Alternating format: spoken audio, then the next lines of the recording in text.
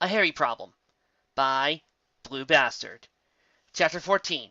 Spike at your service. Spike at your service? Nope! Nope, no, no, no, no. I'm sorry, people. I can't do this. No, this is the only episode of the entire series I hate. I cannot enjoy this episode. I despise it. Wait a minute. It also says if Applejack was a werewolf. True, and this fanfic's been a blast so far, so... You know what? Maybe having Applejack as a werewolf in such a rotten episode might actually make the episode tolerable. Alright, let's do this. Spike at your service! If Applejack was a werewolf. It was a rare moment for Applejack. No trees needed to be buck, no gutters to be fixed, no nothing. But idleness was something Applejack wasn't too fond of, especially now that she will be coming to grips with her lycanthropy. Idleness tended to lead to wandering thoughts. It had been almost a month now since he had first undergone the transformation, fully became a werewolf. At first, it seemed like something she could find advantageous, but over time, she began to learn the flaws and was questioning the trade-offs she had been forced to make. Originally, it had just been a problem of meat, but after having to confide in Lyra and Sandalwood, that became somewhat less of a problem, as those two had figured out how to get some fish in for her. It wasn't as good as a juicy hamburger or a chicken, but seafood meat was better than nothing, even if it did screw up her normal meals, as she couldn't be seen eating fish in public. Then there was the problem of her altered vitality. While at this point she could go back into town easily enough without all the dogs chasing her, it still remained unclear on whether or not she would have to wear more Chatel number 5 the next time her monthly visitor came to pass. Coupled onto the worry of what was happening to her body was what that her ears had slightly become different. While no pony had noticed yet, Applejack had detected something was off. The edges had appeared to become a tiny bit straighter, not enough to look at significantly different, but obvious enough if compared to her normal pony ear. But the scare about her faded cutie mark still was fresh in her mind. She watched her flanks especially hard that night after they were discovered. But while some luster was brought back to the trio, they still remained that tiny bit faded that bothered her to no end. Twilight had came by the next morning, informing Applejack that she had some kind of cutie mark dandruff issue. An apparently extremely rare genetic condition that she heard from a visiting crystal pony who talked to her last night. Applejack was relieved to hear the dulling of her identity was only temporary and it should come back. And come back it did, as at that moment her cutie mark appeared like nothing had changed. But was it the nature of this dandruff that Twilight had spoken to Applejack about that was causing her cutie mark to fade? So he said it was some kind of rare genetic thing, thought AJ. Well, if that's the case, why has the rest of the Apple family not even said a word about such a thing? I expect some pony who's a relative of mine to have had this happen. Also, what about Big Mike and Apple Bloom? Well, they have this problem coming their way as well. Big Mac probably won't make a big issue of it, but Apple Bloom would freak if her cutie mark, whatever it is, when she finally gets it, starts to fade away. Maybe it's something from Mom's side of the family. I don't know. Before that line of thinking could be pursued further, something on the edge of her vision drew AJ's attention elsewhere. A hot air balloon, similar to the model Twilight sometimes used, was somehow drifting away from the center of town and toward the evergreen forest. This warranted investigation, so Applejack quickly took her things back to the barn before heading off in the direction of Wild Woods. Once she was sufficiently surrounded by trees, however, the mare looked around to ensure the coast was clear before willing herself to change forms. Within a minute gone was the farmer, and in her place was the hunter, who took off like a rocket to track down that balloon. It wasn't hard at this point. The rope had been dangling from it was snared on the branch in a thicket somewhere and anchored to vessel. Simple enough, thought Applejack. Let's grab the balloon's rope and walk it back to town. Or at least, that had been the plan, as he had not heard a distinctly young male voice that could only have come from one particular place, or rather, one particular dragon. Almost instinctively, Applejack changed from wolf hybrid back to regular pony while she was still running, subconsciously not wanting him to know her secret. But from what she could tell, Spike was actually yelling in terror, and her heightened sense of smell indicated timber wolves. Applejack snarled. Normally, she would have been more concerned about the danger represented by the deadly foul breath set in the air, the presence of rotten eggs, meaning the walking piles of lumber were nearby. But AJ was no longer a normal pony. She was a werewolf, and right now there were wolves of another sort threatening a member of her pack, so to speak. Spike was sweating up a storm as he found himself backed up against the rock ledge. In front of him was a trio of timber wolves. Canids somehow magically constructed off of cast-off pieces of trees and grasses that lived in the evergreen forest. As he was sure that death was certain, he didn't know if it was worse that he was going to get eaten alive, or that he was going to get eaten alive while subjected to the stench of rotten eggs. Then, right as the center lead Timberwolf was about to attack, some gray shot from the sky hit him square in his face. Reeling for the attack, the leader looked to the source of the offending rock, his two cronies following suit. They found on top of the rock ledge a strange, hat-wearing orange pony tossing a rock up and down with her hoof. "Come and get me, you goons!" taunted Applejack as he tossed out the rock before bucking it right back into the face of the same wolf and yelling, "Round!" to Spike, before dashing off herself. Spike did as he was told and ran off in a different direction as the Timberwolves chased their new antagonist.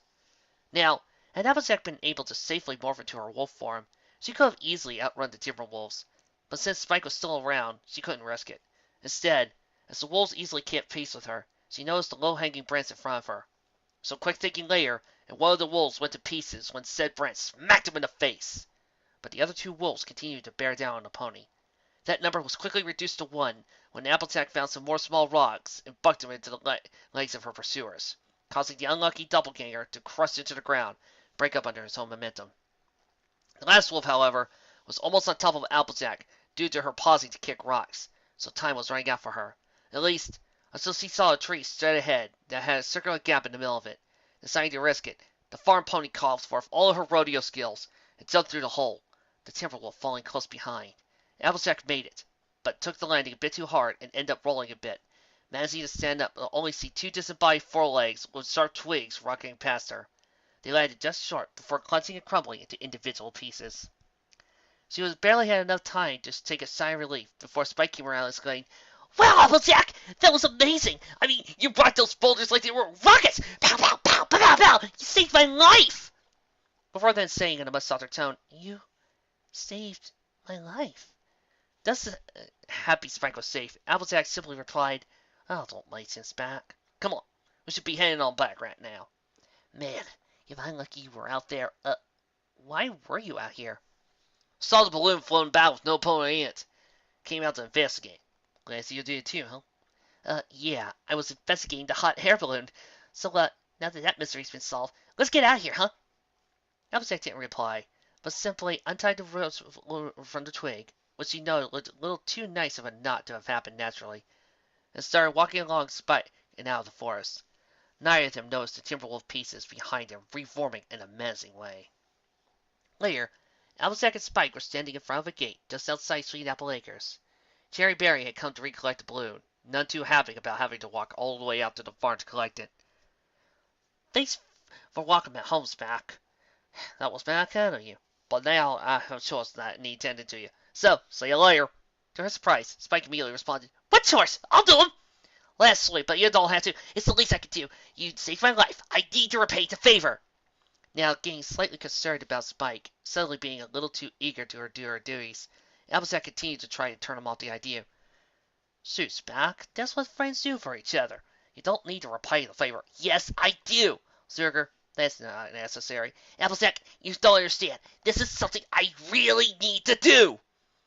Realizing she wasn't going to convince the dragon otherwise, Applejack conceded to the idea of letting the young dragon help and pointing him to the direction of Apple Bloom, who was cleaning one of the farm's prized pigs. Spike eagerly dashed to go assist. Little did Applejack understand how the rest of the day was going to devolve into one massive headache after another, simply because she saved him from a grisly fate. Spike at your service in a nutshell. I'm sorry, I just really not like that episode. Meanwhile, in the archives of Canterlot. "Silly, what are those medical tests I was going to read? I know I put them somewhere around here." "Oh, sorry, Luna. I didn't know you set them aside. They're actually with Twilight at the moment." Luna appeared from behind a bookshelf, surprised at her sister's access. "Twilight? What in Equestria were you thinking sending such complex books to her?" Celestia didn't look up from the ancient tomes she was reading when she replied, "You forget, dear sister. I made Twilight my personal pupil for a reason. Her magical power being almost as great as yours, mine are cases aside. She's extremely adept at understanding complex texts and picking things out of their hiding places in context." Celestia then smiled as she recalled a memory of her loyal student when she was in the middle of her studies under royalty. "This was before your return, Luna, back when Twilight was in her teenage years. But she had gone through the entire library's inventory of advanced magic spells and was demanding for head archivist Leatherback to let her access the restricted portion of the Star Swirl cells." Luna's expression went from surprise to horror at the mere thought of a filly as powerful as Twilight Sparkle getting her hose onto things like time travel spells without any mature sensibility or respect for the fragility of time. "I assume Leatherback denied that request?" "Oh, she went much further than that. Every restricted item from the Star Swirl shelves were immediately removed and stored in the royal vault by her command, simply to ensure little Twilight didn't access them." "Bad sunset memories," Celestia laughed. "I never said this to Twilight, but when she was at that age, she was just too adorable to see pout, and oh, how she pouted when she discovered the guards weren't going to let her go into the vaults. How she found out that they were in the vaults, I don't know. But for almost a year she kept bugging me to let her read even just one of the books. For light reading, I think. She finally stopped when I agreed to teach her how to reverse gravity." "You taught a filly what?" Luna exclaimed, forgetting that this was the library she was in. Celestia laughed before continuing. "Don't worry, Luna. Her power was still too weak at that age to successfully accomplish the spell without my help, so she was always under my suspicion. In the end, I'm glad I taught her the spell, as she told me it came in handy when trying to locate the crystal heart." Luna just rolled her eyes. "Yes, yes. Although I say it was just luck she remembered the spell in the first place. You also failed to answer the question as to why you sent Twilight those manuscripts." "Oh, right. I probably should have told you earlier. It seems Twilight has learned that a condition where a pony's cutie mark fades does in fact success. It's called cutie mark mains, I think. She wanted some of the texts you set out, so I sent them along to her, saying I wanted her to read all 12 by the end of the weekend. Cruel, I know, but her record is actually 13 books in a day, so it shouldn't be an issue for her." Luna immediately heard the bells ringing in her head. "Did you say cutie mark mains?" "I did. Why? Is there something about it you know that I don't? Because I must be honest in saying I never heard of it before." Luna walked over to take a seat next to her sister, answering with, "Well, it was certainly before my, tantrum I had against you. But I do recall hearing a story about one stallion doctors had created that term for, because his cutie mark was somehow fading in and out." Celestia had to raise an eyebrow. Either this was an extreme coincidence, or Twilight had inadvertently stumbled into something much older than Celestia knew about, despite seemingly being around the time cutie mark mains had been coined. "Luna, do you remember anything else about this that you may have heard?" Luna set her front legs on the table, resting her head on the hose and concentrating, trying to recall the old fragment of history in her head. Okay. This pony was apparently an ex-royal guardsman. Earth pony. Name was Bronze Sealed, I think. Everything else was blurry." Celestia knew that name from somewhere, even after over 1,000 years. She specifically knew of the name Bronze Shield somehow. But where? And why? Getting up from her chair, Celestia laid out her plan. "Well, if he was a Royal Guards pony, his name should be in the records, and as Cutie Mark's mains existed before your tantrum, then there should be all the records of all known cases." "I take it you want me to look for something, sister?" "Yes. Try to find any more information you can on this mains in this library may have. I'm going to get the archivist and go over those old recruit rosters from the early days of our reign. I know there's a connection here that I'm not just seeing, but we're going to find it one way or another." Nodding her agreement, Luna took off with her research assignment. Celestia did the same, but toward where the archivist lived in the castle. In her gut, she had a dreadful feeling that whatever the connection was, it was not good. "What in the hay am I supposed to do now?" wondered Applejack, as Spike eagerly awaited orders to do something else.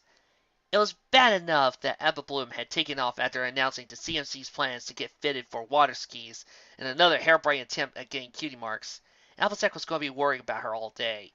But the more immediate problem was that Spike had decided Applejack was the new Twilight Sparkle. For some reason or another, Spike had declared himself forever under Applejack's servitude for saving his life as stated by some dragon code he had, complete with a childish-looking business card implying as such. As much as Applejack didn't mind having another set of hooves, or rather claws in his case, to help around the farm, Spike was bad as the CMC when it came to helping others for about anything if it wasn't organization-based. The problems had made themselves perfectly clear when Applejack had sent Spike to go help Granny Smith make some pies. Within a matter of minutes, Spike's attempt to grab eggs on a high ledge, despite some eggs already being on the kitchen counter, had quickly turned into a culinary war zone where biological warfare had been introduced. When Applejack tried taking over the situation simply to get Spike out of his place, that was when this whole Dragon Code nonsense got brought into the forefront, and Spike's servitude declared for life. Granny pointed out that Spike belonged with Twilight Sparkle, had at first seemed to get them out of her hair. Until he came back, acting like Twilight was somehow okay with her number one assistant plunging himself into what was rapidly becoming full slavery from AJ's point of view. On top of all that, her werewolf's instincts were beginning to kick in, inciting anger within her for having to deal with the increasingly troublesome and annoying dragon. She had to wonder if it was blind devotion to this dragon code that kept Spike from seeing how hard she was trying not to blow up in his face, or show him some tough love by going full-out werewolf, making it clear, in a physical sense, how she was done with this crap. But she wasn't at that point. Yet. "What do you need me to do next?" eagerly inquired the reptilian, his voice suspiciously close to sounding a bit like he was desperate for something to keep him busy. Well, Applejack began, seeing herself desperately trying to hide both her anger and the sense of the mutant pie that Spike had baked, set on the windowsill to kill for a few minutes ago. She quickly began looking around the immediate area, trying to figure out something Spike could do that wasn't going to end horribly. Field plowing? No. Fence washing? No. Firewood chopping? No. Celestia above no! Running out of options, and tolerance for that horrible pie she could still smell, amplified by her being a werewolf, she resorted to having to involve one of her friends. I want you to, Applejack began, zipping over to the window and fetched the foul thing that was allegedly a pie. "Help me take some of the pie, you might, too." "Rarity?" asked Spike, his pupils noticeably dilating into size at the mention of the target of his affections. "Yeah, sure, why not?" Applejack said, regretfully, as he and the dragon went off to give Rarity that something should never have existed. Applejack was amazed at the quick recovery Rarity had made, even after just to take that abomination resembling a pie. She'd gone from looking as sick as she could be, to squealing all over the place upon Applejack mentioning Spike submitting himself to indentured servitude, almost as if the fashionista was the one this headache was supposed to be for, and not incidentally the werewolf who had her own share of problems. I mean, again, I'm just really curious, and I bet a lot of other people are too, if this episode had to be changed due to Rarity being jerkish. Just what did Rarity do in the original episode that caused her to be rewritten into this pile of dregs? On another note, I do like this one little fan comic that somebody made, and I wish I could find it, wherein Applejack had the perfect counter argument to this, that Spike already owed his life to somebody else, and of course it was Twilight. It was really sweet, heartwarming, and, the usual stuff that I love. It was kind of nice. "Oh, if I wouldn't give the house some pony forever in my debt," said Rarity, still squealing about something that never happened. "I get to organize my clothes, give me pedicures, and help me with my sewing, and—" "Okay, I get it. Having somebody do things for you would be a dream come true. But I don't feel right having Spike thinking he owes me something. You tasted that pie. Sometimes it's health ain't that halfful." As if to prove her point, the sound of something crashing could be heard, followed by Spike leading a growing mountain of soap bubbles, which he evidently intended to clean up with a broom before the bubbling smooth swallowed him up. Applejack had to wonder just what it was Twilight was teaching him if he thought a broom was a tool for the job. Not to mention, He usually did the dishes at the Golden Oaks anyway, and for what Twilight had said some time ago. So the idea he somehow become inept at everything under the sun seemed extremely odd. Well, you see, I have a theory about this story. When this episode was made, High Lord Idius, the almighty god of idiot balls, came to Equestria and dropped the idiot ball onto Spike's head. And as we all know, Idius, the god of all idiot balls, rules all and cannot be beaten, no matter what. Then Rainbow Dash happened to show up. AJ, Rarity, what's happening? Oh, nothing much, replied the unicorn, somehow completely ignoring the bubbles continuing to grow in the hallway, and probably already having ruined an important rug, or three.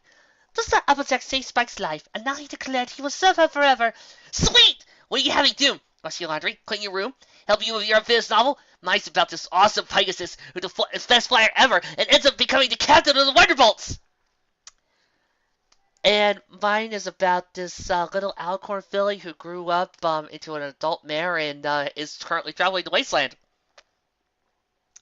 And people wonder why I do this job. Rarity threw a sarcastic comment about how horribly cliche it all sounded, which Rainbow naturally didn't pick up on. Applejack, meanwhile, was still concerned about the dragon trying to help her in ways she didn't need. Thing is, I don't really want him to serve me forever, but I don't know how to get him to stop. In truth, she did have one way, but it involved sharp claws, razor teeth, and possible psychological trauma, so it wasn't really a viable option. Considering the episode I got, I'd take the psychological trauma. Rainbow Dash, however, seemed to be of a different opinion. That's easy! Just make you help him with something really, really hard! I don't know. I don't want him to get hurt. I just want him to stop. But Rainbow assured her friend that she was confident her plan would work. The plan, as it turned out, was to convince Spike to build a giant tower of heavy rocks for Rainbow to knock over, with the idea being he stopped due to the seemingly impossible workload of the task. At the same time, Rarity was horrified to see Spike's solution to the bubble problem was to remove what looked like a key part of her kitchen plumbing. At that point, she was reevaluating whether or not Spike was a good indentured slave material.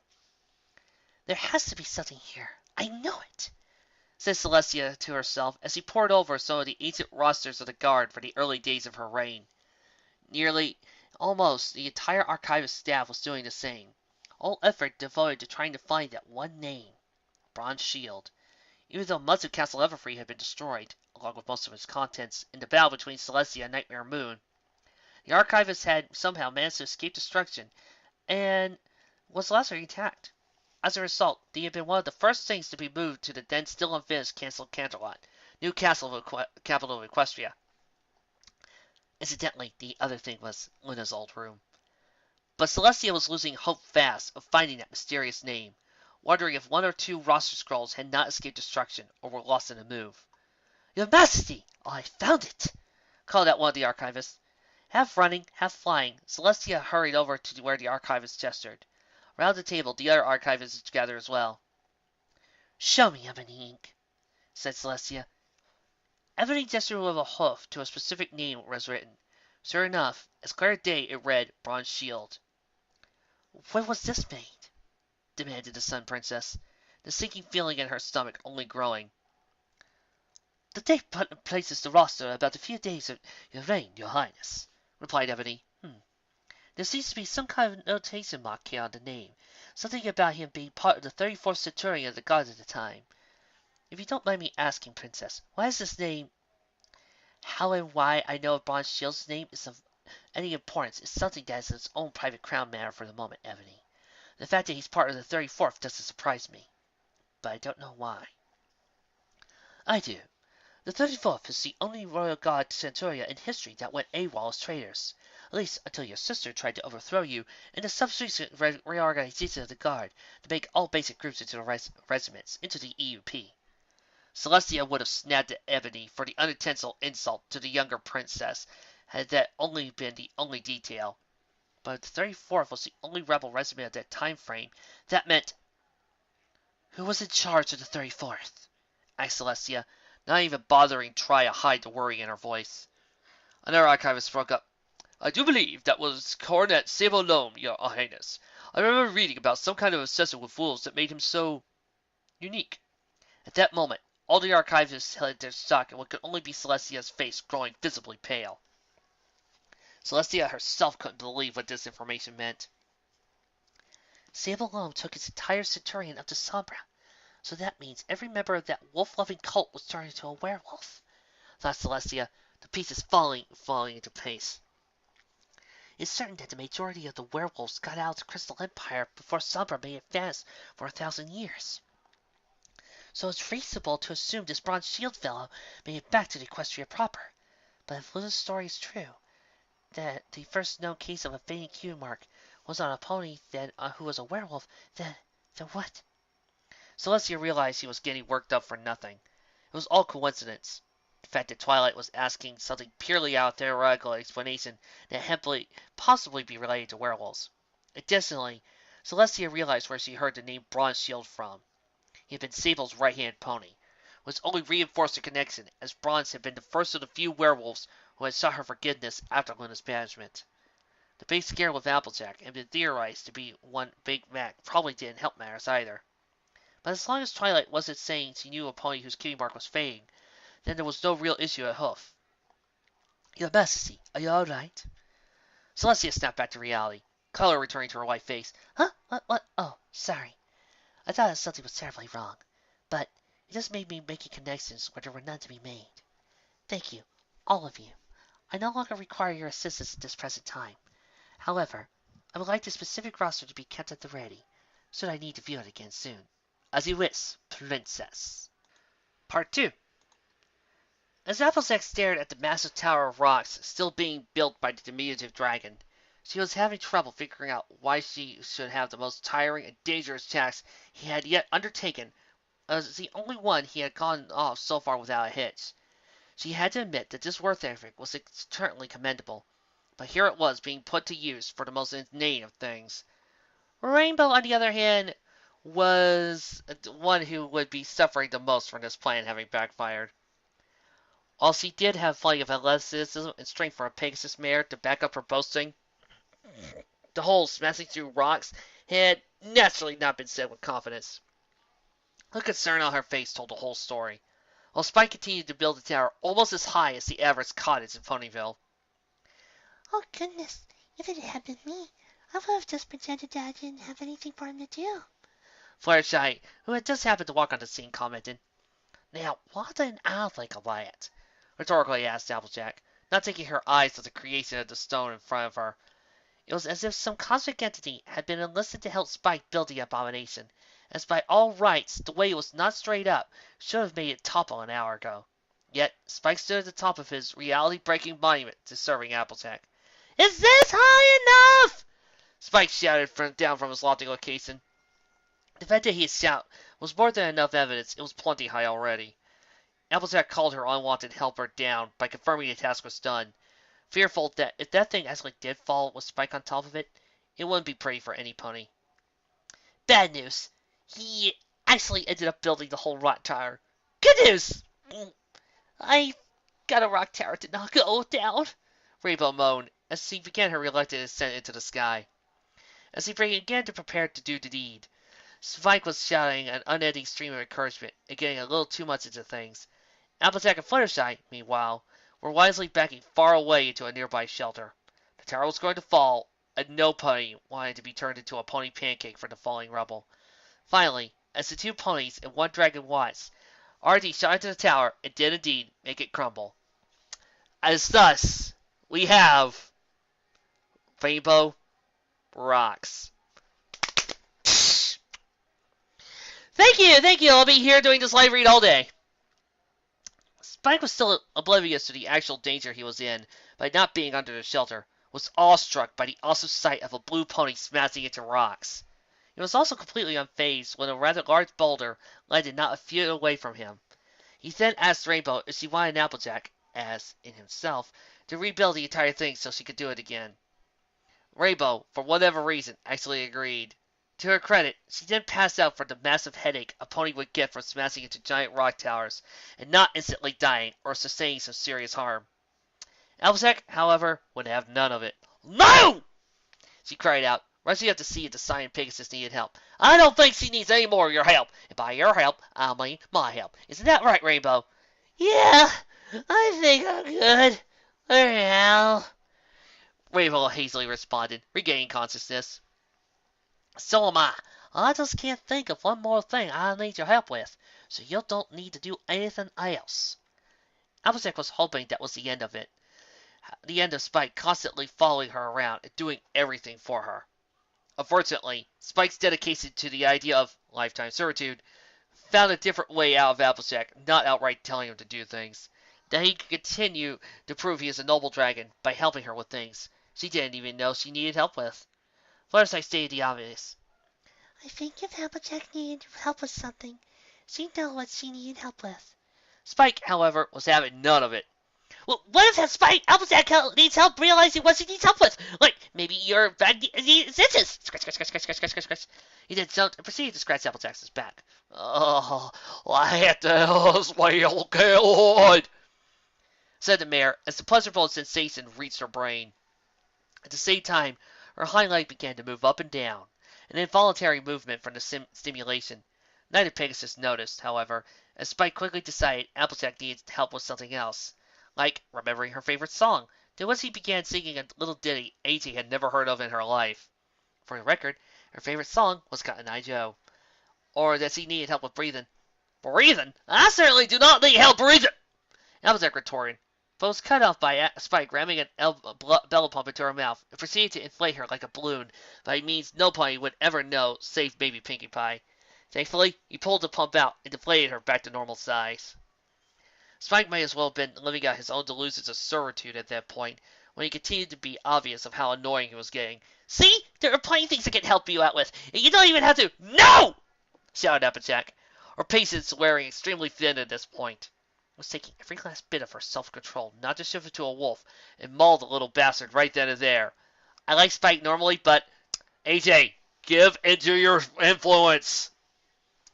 She took several deep breaths, calming herself down before adding, No, Spike, I'll think of them. Let me think of them. As you wish. Spike replied, somehow not concerned with Applejack's out-of-character anger at him. Her outburst had gone unnoticed by Rainbow and Fluttershy, however. He silently agreed she was just getting fed up with him, but she also expected there might have been something else at play. But for the moment, the main objective was to get Spike to leave Applejack in peace.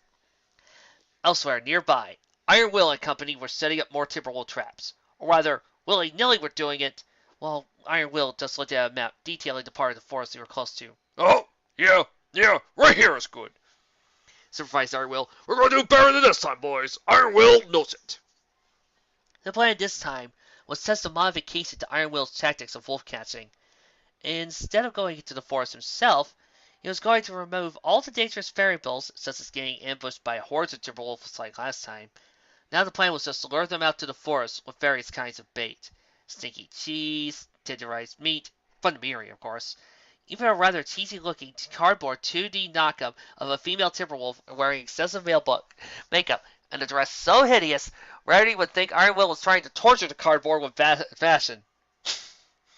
Iron Will rationalized that werewolves and Timberwolves would behave in similar ways, being just types of wolves as he saw it. So, if he could trap the Timberwolves like this, werewolves would be attracted the same way.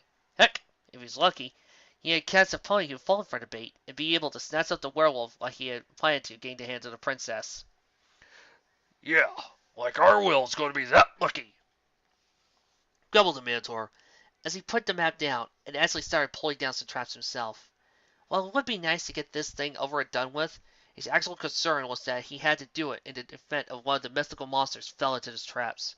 The fact that he never completed courtship rituals because of his book deal was actually only half the story. The other half was that he really didn't like the idea of actually taking the life of another creature. Monsters or not, they were just as alive as he and any other innocent creature on the planet, and he had to learn how to be aggressively assertive during his calf years to hide his secretly non-violent side. The things he learned of being aggressive had been the cornerstone for what would become his award-winning self-help programs, and he had helped himself had adopted the persona full-time as a result. But as fearsome as he appeared, he was truly a gentle giant if given a chance.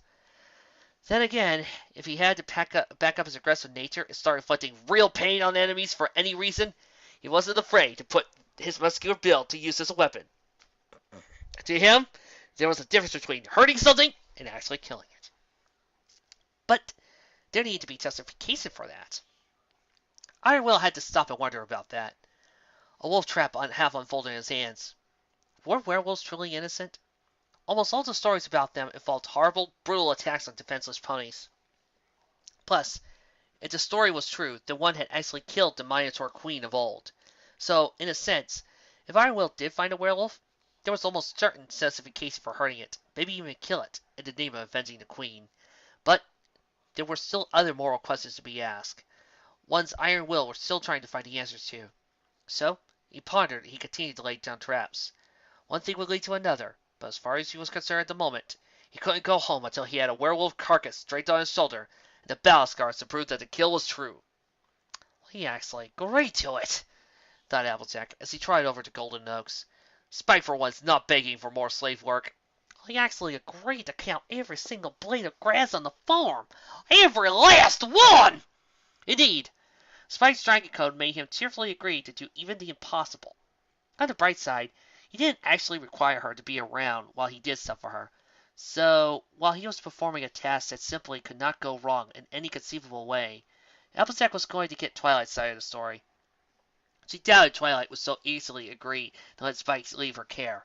Even the unicorn realized that without his help, the library would be a disaster zone every time Twilight was looking for a specific book in the collection. Letting herself into the tree, Applejack was surprised Twilight hadn't been there to greet her. Instead, the studious mare was found doing some very intensive reading, isolated from the rest of the world. As evidence when Applejack discovered that shouting, even right next to Twilight's ear, did nothing to get her attention. Changing tactics, Applejack went over to a desk where everything was perfectly lined up, a nuts and inkwell, 1 inch out of place. Again, talking about the original episode, I gotta say, it does say something about the show in general even when it comes to the worst episode of the series, I still find plenty of things to like and laugh about. This is one of them. Twilight's jumping reaction made Applejack roll her eyes at how her yelling had failed to do the job done by one simple push of an inkwell, a movement so quiet Twilight couldn't have heard it normally. But hear it she did. I'm sorry, I didn't mean to scare you. Applejack apologized as Twilight finally acknowledged the Earth Pony's presence. No, it's okay, sighed Twilight. I needed to take a break anyway. What's going on? I know Spike told you that he was going to follow his dragon cult and serve me forever after I saved him from some Timberwolves and that you were okay with it and... Wait, what? Escaped the shocked Twilight. Well, he said he told you all about it. I'm guessing you were a little distracted when he told you. Maybe a little. I knew you wouldn't have let him go that easily. Well, anyway, now that you know what's going on, maybe you can talk some sense into him, or so he'll leave me alone. It was not so reassuring to Applejack that Twilight shook her head before saying, Oh, Applejack, I wish I could, but this is Dragon Code we're talking about. Surely you know how important the Dragon Code is to a dragon. The farmer couldn't help but look skeptical at the fact Twilight was legitimately trained to Dragon Code like an actual thing existed. Twilight, I've known you for about 2 years now, both you and Spike, and not once during that period has this Dragon Code ever been mentioned from either of you until today. Furthermore, when Spike was describing that code, he held up a card that looks like my sister drew in 5 minutes. In crayon!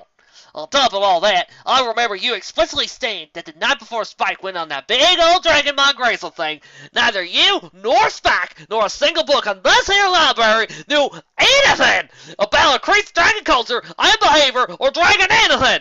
Well, now, you're all telling me that ain't true anymore! Applejack speaks for us all. Twilight closed her eyes, trying to remember where she heard about the Dragon Code. She was blushing profusely when she realized where the concept came from. Oh, yeah, I guess I was just getting my facts mixed up. The Dragon Code was actually something I theorized from that all-night session with Spike in trying to learn more about his kind. He must have latched onto it thinking it was actually true. But I can't go tell him it's fake. It would crush him, and I can't allow that to happen. For him to learn one thing he thinks is his connection to his race is based on nothing but conjecture. Applejack nickered in annoyance. The fact that today's main issues have been the result of something only theorized by at Twilight does making everything worse in that Spike legitimately didn't have to do anything AJ ordered him to do. Why do I have a feeling that actually showed up in the original episode? Because that would have made sense and probably would have made the episode 5% better.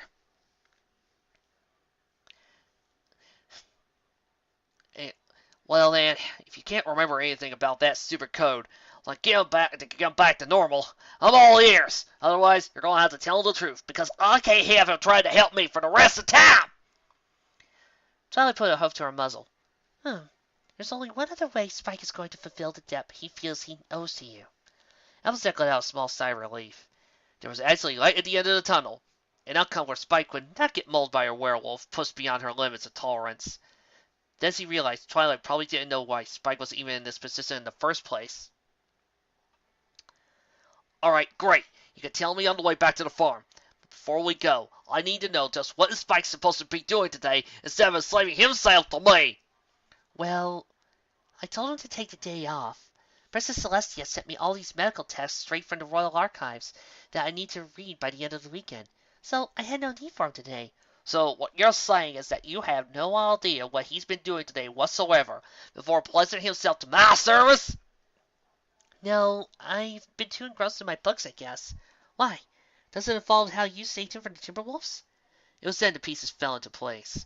Spike hadn't been trying to recover the balloon, at least not innocently. He was the reason it ended up in free in the first place. Twilight, before I tell you what he's been doing, I think you need to give him more ideas about what he can do on his days off that don't involve putting himself and others in danger. Intellectual pursuit was just trotting around Ponyville, taking in stock of his surroundings. Namely, he was marking out exit routes and hiding places in the event his real identity was discovered. Highly unlikely, but he underestimated situations before, and was only still alive because he had gotten the lay of the land earlier. He had been employed in such a position once, many years ago, but in the service of cowards who refused to go head first into the unknown. Even after all these years, being able to discover something new, something surprising, was one of the highlights of his life. Even though he visited every corner of the continent in his long life, the element of the unknown was the thrill that continued to drive him. In fact, that had been how he met her, an unpredicted event that would permanently change his path. Even though he planned to meet her for years, as part of his master plan to rise back into power, she hadn't been what he had expected. Unlike most ponies who had found him rummaging through their stuff, a monster of unharmable legend that was to be feared, she had not been like that.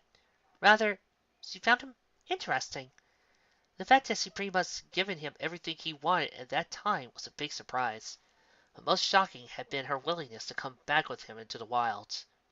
He couldn't remember exactly, but she had been a married housewife, with a school-age foal no less, and she was willing to leave it all behind to be with him, to be like him. It had been simple enough. Together they ransacked the home to make it look like she had been attacked by some foul beast.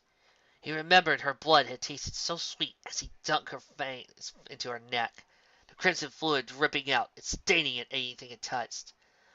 While they never returned to that home, he knew the scene found by one woman in her family was that of a vicious struggle, one that pointed to her murder and subsequently spirited away by feral forces to be some creature's dinner. To some extent it had been true. The ponies he had been died by his work, remaining only in the house by smears of blood and a shattered family portrait. But the creature she had begun was beautiful beyond words. She accepted the chains, the first of his many victims to do so. She couldn't really be called a victim, since he outright asked her to do it. Rather, she had been a kindred spirit to him, one who loved seeing new things and places, experiencing the unknown, living the way nature had wanted to maintain. She had even managed to escape the fate of those who he had previously beaten, for she remained the way he had made her into, instead of devolving into a beast that, while still noble, didn't make for good companionship or conversation. Those who he had also forced into being part of his pack also tended to eventually die soon after. But not her. By some blessing of a higher power, she had turned into the perfect counterpart of him, forever to be loyal and at his side. Together, they were to have made a new empire, one that would have toppled the false throne and ruled over all of ponykind the way it was supposed to be. At least, Until that one night years ago when she was taken away from him. He has hated Celestia since a time even he could not remember. But the actions of that pretender to the throne against him were too much. The proverbial knife in his back was only driven further when, no less than 2 years ago, the once rebellious Princess Luna was restored from a millennia of lunar imprisonment. She had been a far worse offender as Nightmare Moon than his beloved had ever been. Yet while Celestia had permanently separated him from his love, she welcomed her former wannabe usurper counterpart with love and kisses all the way back to the shared throne. Neither Celestia nor her equally bastardized sister could even call themselves a queen, thought Pursuit. Those false avatars of the sun and moon refuse to take the title for their dear mother, Queen Faust. If that doesn't show how weak they are, then I don't know what would. He then realized he was hyperventilating, right out of Race's rate of course. But it could not be due for him to expose his agenda to the loyal subjects of the divided crown. Darting into an alleyway, he calmed himself down and fixed his disguised persona to that of some stupid scholar type. The disguise charm on the locket only worked in the physical sense. One had to maintain a mental state of falsehood to hide fully in plain view. At the same moment, he saw Twilight Sparkle leaving Golden Oaks along with the orange pony of his interests. Applejack was her name, if he recalled correctly. He smiled as he watched them go, before proceeding to suddenly follow them. He could tell Applejack's tail was being in almost constant movement, and that she was already well on her way to becoming ripe fruit he so wanted to pick. Normally, he would have just been satisfied to see her progress in getting turned. But these two were up to something, and he felt a little curious as to what it was. Well, he would have been terrified if he wasn't a fake! Applejack couldn't believe it. The plan had been perfect, albeit cliched. It can't even be fixed by other shows. Not even Greg Weisman could fix this plot. Oh, not the plot of the fic, but the episode. Have her get attacked by the fake Timberwolf instates the whole thing so it looked like he was really in danger. Spike would save her, thus making things even between him and her. She would get rid of him. But somewhere in the execution, something was off, and Spike had noticed. The roar was spot on, and the detail in the face is pretty good, but you forgot one thing. His breath! You could smell a real Timberwolf's breath from a mile, Spike continued, but was immediately cut off when something that was unmistakably Timberwolf breath wafted in the air. Spike laughed, thinking it was too little, too late in order to trick him. But then, Twilight came running out of the forest, and Rainbow declaring that they actually were Timberwolves. Applejack looked into the forest, instinctively crouching for a flight or fight, as the source of the bad orders appeared. 3 Timberwolves had popped up. The fact that it was exactly 3 made Applejack wonder if it was the same trio from this morning. But no time to worry about that, as he quickly chose the flight response and ran away, Spike in hot pursuit. Conveniently, the spot where the rock tower had been built was right there, so Spike kept on running. Applejack ascended the rock pile and managed to make a triple rock strike on the combo by pushing out the large rock, taking out all 3 wolves at once. However, right after it looked the danger was clear, the rock Applejack was on dislodged itself and fell, taking the helpless pony with it. Luckily, she landed without any injuries. The horse mare sighed of relief. Phew, that will blind stick. Ow! She suddenly cried out, a burst of pain erupting from her left hind leg. Once again in pain, she looked to find one of the rocks had opened up like a clam, and with a spring-loaded metal claw coming out of it, having clamped tightly around her leg. To make matters worse, the remains of the Timberwolves began to glow a sickly green, and Applejack and Spike could only watch as the remains formed into a single leg, but with the other giant pieces of timber coming out of the forest and combining to what looked like one giant Timberwolf. "Applejack, come on!" cried Spike, not wanting to stick around to see what a giant Timberwolf really looked like. But try as he might, she couldn't dislodge herself from the trap. "Ah, I can't! I really am stuck! No messing around, let's go!" It was no use. The claw would not let go. Applejack still didn't stop trying to get out of the trap, not until the very loud and raspy breathing was coming from the giant Timberwolf behind her. The wooden creature roared, sending Applejack's heightened senses into a cacophony of horror as he smelled things no pony should ever smell. Granted, she could probably take the thing on herself if she shifted into a wolf right then, but not while Spike was around. "Forget it, Spike! You gotta get out of here!" shouted Applejack, half out of concern for the dragon, and half out of wanting him to get out of there just so she could get loose from the trap without him seeing. The Timberwolf giant stomped closer, knocking Spike onto his back. He made no move to lead. Would you forget your dragon coat already and go? To her surprise, he suddenly leapt up between her and the Timberwolf. No! He declared. I had to save you! He proceeded to throw a small rock that happened to have been pricked up right into the timber-lined mouth of the foul mat in front of him. Amazingly, the rock appeared to get stuck in the creature's windpipe, if it even had one, and as it tried to dislodge the rock, it started to break apart from its coughing. Let's get out of here! Said Spike, as he moved to try and free Applejack from the trap. Unfortunately, it would require some fidelity that the situation wouldn't allow. So instead of running away, Spike just lifted the trap boulder, and while Applejack lunged from the rock pile, the two made it just in time for the giant Timberwolf to explode. Bits of enchanted tree and bark falling like rain from the sky. I think it's finally over! Exhaled Spike, dropping the prohibitively heavy trap boulder. I hope so. That thing even has a bigger cousin. I don't want to make the family. Now, can you get your claws working to free me from this thing? A third masculine voice made itself known. Iron Will demands that you not touch that trap. Applejack paled. How in the world does he end up getting into a trap set by the local werewolf hunter during that whole mess?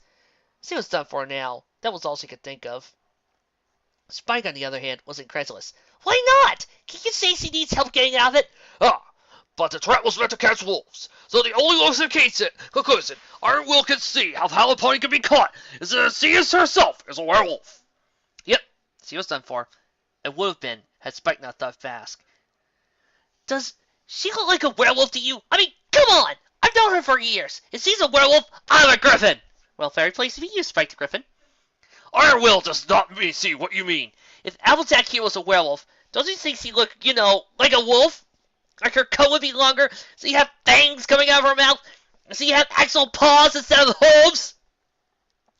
Iron Will put his hand up to his chin, thinking about what the dragon had said. Coming to the conclusion that Applejack did not look like a wolf, he realized the trap had misfired. Iron Will knew he shouldn't have gotten the cheap Acme brand Boulder Camel traps. No wonder the sales clerk said they were more reliable than catching coyotes. My apologies, miss. Let me get that off of you. Kneeling down, Iron Will easily pulled the claw apart enough for Applejack to get her slightly bruised leg out. Apologizing once again, the Minotaur then walked off with the trap in hand, thinking about what different kinds of traps to try. Also wondering why the trap hadn't done much worse to the pony's leg beyond just bruising it. But she looked like a well-worked pony, so maybe she was just that tough. And she is.